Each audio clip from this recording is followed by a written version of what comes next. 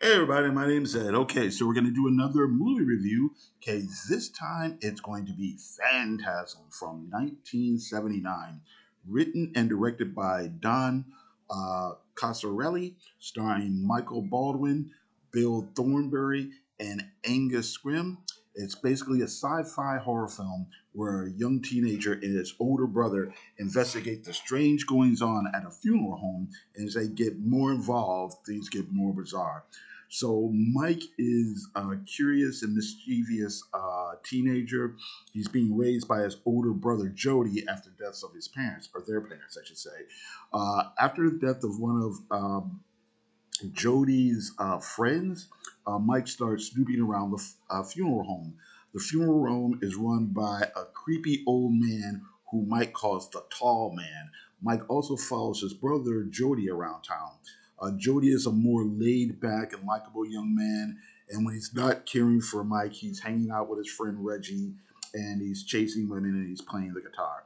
Meanwhile, there's a blonde woman who's seducing the men in town, and then strange little men in robes are out and about.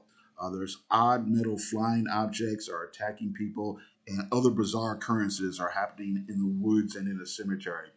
Mike and Jody eventually uncover what's happening, and they vow to do something about it.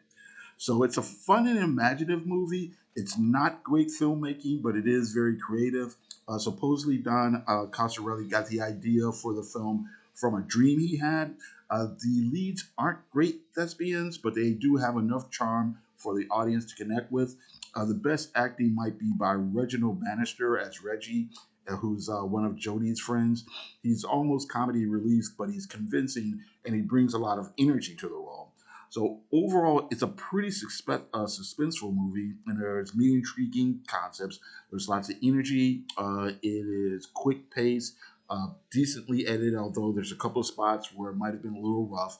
One scene, a character explains a whole scenario that's not seen, and I'm wondering if they either didn't have the money to shoot the scene or maybe it was shot and got cut for some reason. I don't know. One interesting thing that kind of occurred to me while watching Phantasm is that it could almost work as a kids movie if you take out the language and the sexuality and some of the explicit violence. It could almost work as like an R.L. Stein type of thing. So, for instance, it's not super scary. It's more spooky and fun. The lead character is a spirited and inventive, teenager. He's smarter than most of the adults around him. And the movie takes place almost in a fantasy world that a kid would dream up with. Like the adult roles are limited.